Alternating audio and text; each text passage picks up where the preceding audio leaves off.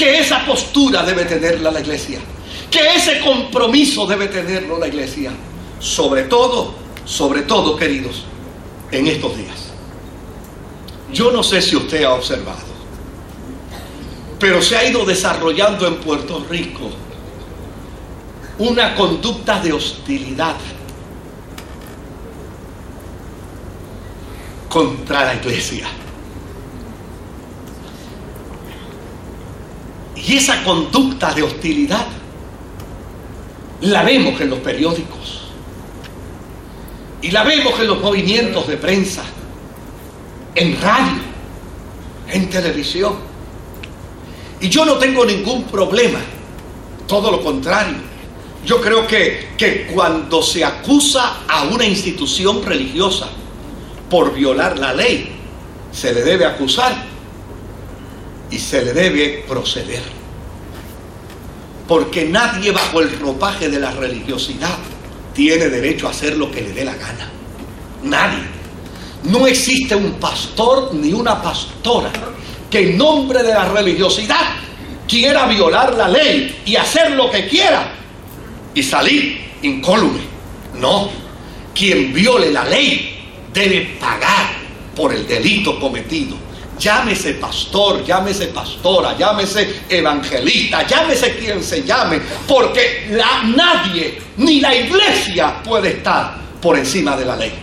Y a mí me parece que cuando vemos individuos que están violando la ley y se escudan detrás de una Biblia y se escudan detrás de un proceso religioso, debería existir una ley que diga que le deben dar el castigo doble, porque nadie debería estar pensando que está por encima de la ley bajo el ropaje religioso.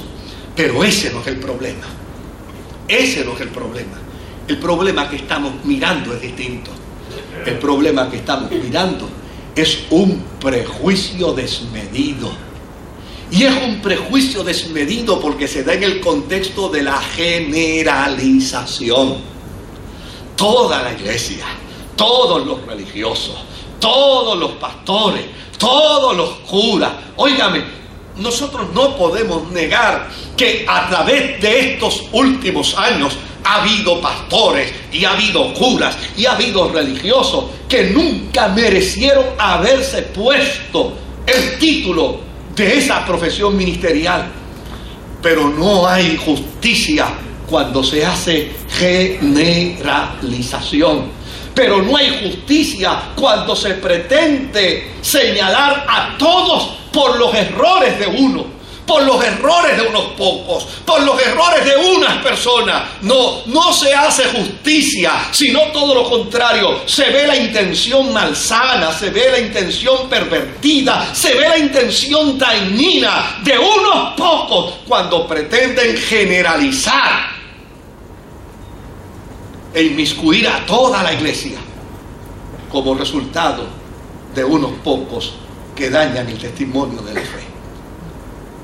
En estos días pasados yo estaba en una reunión cuando entró a mi celular el mensaje de un joven estudiante de esta iglesia y me decía en su mensaje lo siguiente. Me decía: pastor, estoy en la clase X, y la profesora de la clase dice que la razón por la que la luz está tan cara es porque la iglesia no paga la luz en Puerto Rico.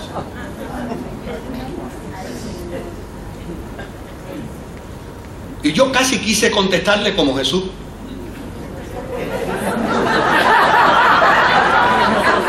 Lo que pasa es que hay una ley que se llama urbanismo, ¿no? Hay un proceso que es cristiano. Y entonces no podía usar el término de Jesús. Dije: dile a ella que ignora. Inclusive dile que este mes pasado nosotros pagamos $3,837 de luz por el mes de septiembre, por el mes de agosto. Al ratito me llama de nuevo, me manda un mensaje y me dice: pastor, se lo dije, y se puso a titubear. Y ahora dice que eso fue lo que a ella le dijeron y que quien se lo dijo era una persona seria. Y yo vuelvo y le contesto, pues dile a ella que esa persona puede ser muy seria, pero no sabe lo que está diciendo. Y lo que ha dicho es irresponsable. Totalmente irresponsable. Y de esa manera se está desarrollando una ola de prejuicio. De esa manera se está desarrollando una ola, óigame, donde la tolerancia desde el punto de vista social escasea contra la iglesia. ¿Y sabe qué es lo que me sorprende? Que esta es una sociedad donde todo el mundo discrepa indistintamente en la postura y en el círculo en el que interactúa. Mire, vamos a hablar claro, porque ese es un derecho de la democracia, ese es un privilegio de la democracia, esa es una bendición de la democracia. Hay cosas con las que yo puedo estar de acuerdo y hay cosas en las que yo puedo estar de acuerdo, y la democracia me da el derecho para yo estar de acuerdo en unas cosas y en desacuerdo de otras. Yo lo veo en el Partido Popular Democrático. En el Partido Popular Democrático hay gente que está de acuerdo y hay gente que está en desacuerdo. ¿Y sabe dónde lo veo también? En el Partido Nuevo Progresista. En el Partido Nuevo Progresista yo veo gente que está de acuerdo y gente que está en desacuerdo. ¿Y sabe dónde lo acabo de ver también? En el discurso que se dio el 23 de septiembre en Lares, porque yo lo vi. Yo entré a internet a verlo y yo vi el discurso, y cuando vi el discurso descubrí que dentro de la independencia también hay gente que está de acuerdo en unas cosas y en desacuerdo en otras. Y no hay maldad en estar de acuerdo ni en estar en desacuerdo. Ese es el derecho y es la prerrogativa que en la democracia hay. Pero ¿sabe qué estoy observando?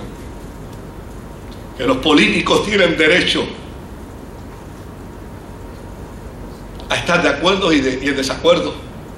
Que los médicos tienen derecho a estar de acuerdo y en desacuerdo. Que los abogados tienen derecho a estar en acuerdo y en desacuerdo.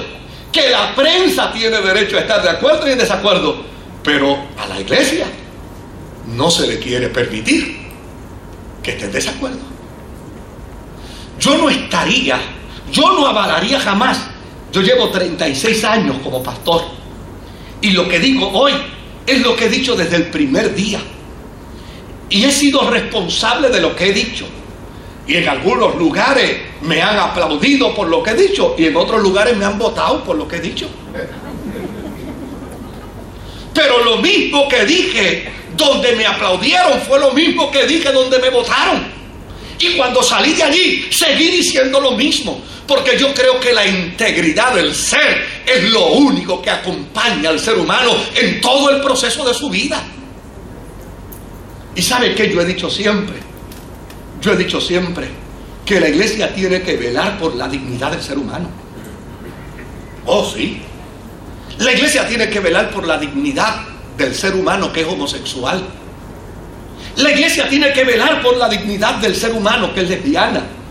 La iglesia tiene que velar por la dignidad del ser humano que es alcohólico. La iglesia tiene que velar por la dignidad del ser humano que es narcotraficante. Indistintamente el rol o el estilo de vida que la gente desarrolle, el deber de la iglesia es velar por la dignidad del ser humano. Yo no he estado de acuerdo nunca y jamás estaré de acuerdo en mofarme de un homosexual, en mofarme de una lesbiana, en mofarme de un alcohólico, en mofarme de un adúltero, en mofarme de un narcotraficante, porque a fin de cuentas eso restaría al valor de la gracia que se me ha dado. Yo no pudiera bajo ninguna circunstancia aprovechar el discurso de la predicación para atentar contra la dignidad de nadie. Pero dentro del Evangelio hemos aprendido una gran consigna: amar al pecador, pero aborrecer el pecado.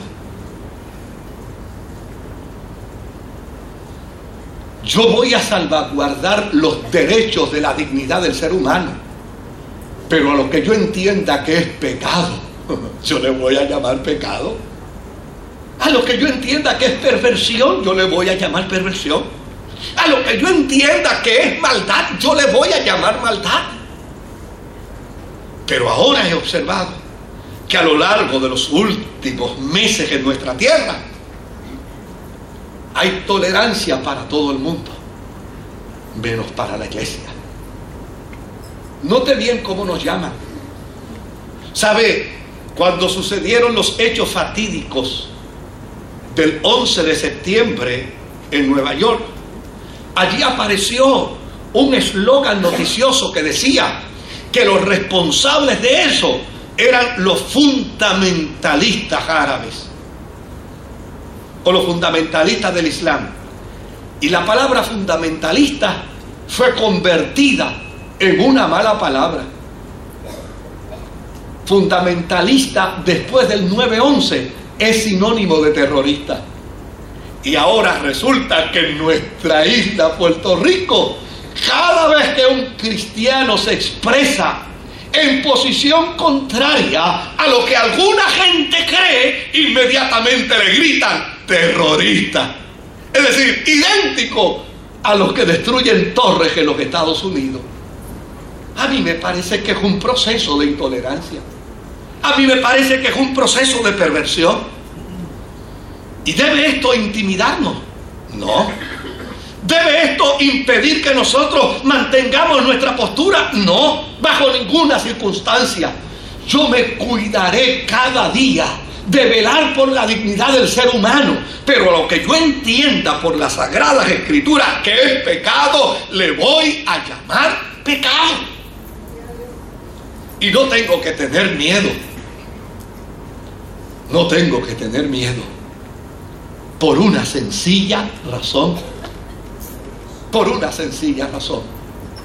Porque la vida de la iglesia está escondida con Cristo en Dios. Fue Jesús el que dijo: no le tengan temor al que mata el cuerpo, el alma no pueden destruir. Y tampoco mire, por ahí usted está escuchando que dicen que ahora Dios tiene que pagar también contribuciones. ¿Sabe algo, querido? Eso no es nada nuevo. Eso Jesús lo dijo hace 2000 años. Dad al César lo que es del César. Mire, si mañana los gobernantes de Puerto Rico, Senado y Cámara y Gobernador, deciden que esta iglesia va a pagar contribuciones, tenga la completa seguridad que lo primero que vamos a hacer es pagar contribuciones.